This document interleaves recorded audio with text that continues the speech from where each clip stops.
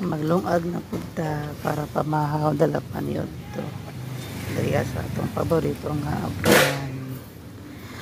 Hangin-hangin kayo ang panahon karon, pero nindot pag kailandong man o maisa nga to ang gilungag nga kanon kay paborito nga pagkaon.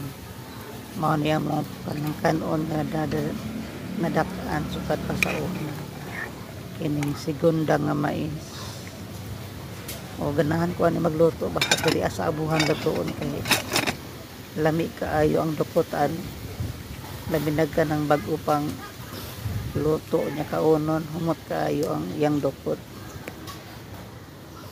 So salamat kaayo, so padayon lang mo magsubaybay sa ako mga videos guys.